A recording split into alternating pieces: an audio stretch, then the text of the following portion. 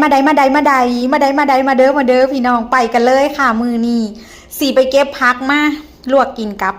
แจวบองเนาะค่ะแจวบองก็คือปลาซับนั่นเองค่ะพี่น้องเพราะว่าเพิ่นเอิ้นสองแบบเนาะค่ะ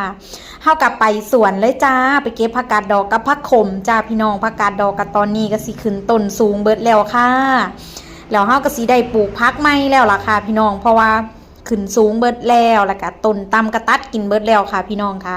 เก็บผักขมก็ได้อยู่ดอกกำนึงค่ะพี่น้องเพราะว่า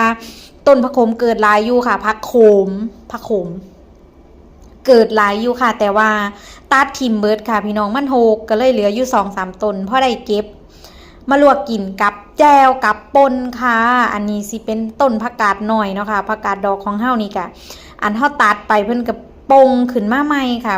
ปงงาขึ้นมาใหม่ปงกิ่งขึ้นมาใหม่เฮาก็ตัดมาค่ะพี่น้องมาแล้วเฮาก็สิล้างน้ำทำความสะอาดเรียบร้อยตั้งหม้อน้ำร้อนเลยค่ะพี่น้องถ้าจะเข้าให้หม้อเดือดเนาะค่ะเฮาก็ล้างผักทำความสะอาดก่อนที่เฮาสิเอามาลวกผักของเฮานี่ก็งามค่ะพี่น้องเป็นสวนผักน้อยๆแต่ว่ากับปลูกไว้ซุอย่างพอได้เก็บเฮ็ดกับข้าวจ้าพอบ่ได้ซื้อเพราะว่าสวนบ่ได้ใหญ่จ้าพื้นที่น้อยๆพื้นที่บ่กว้างก็เลยได้ปลูกสวนน้อยๆจ้าพอแต่ได้เก็บมาเฮ็ดกับข้าวกินจ้าบ่พอได้ขายดอกค่ะ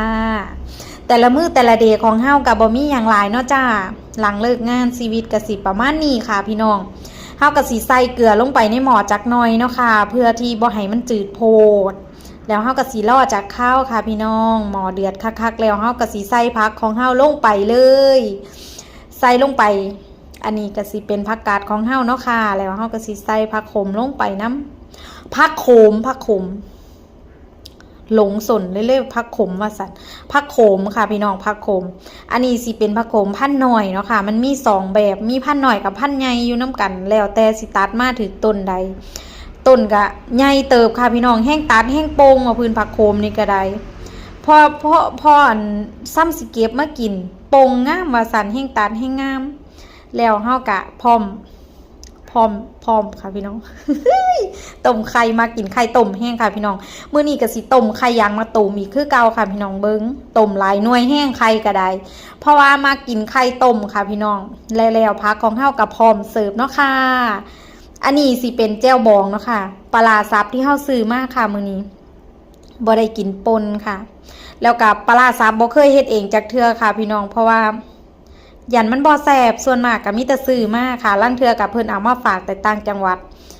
เลยบ่ได้เฮ็ดเองจักเทื่อแล้วก็บ่เคยคิดว่าสิเฮ็ดปลาซับเองเพราะว่ายันมันบ่แซ่บค่ะ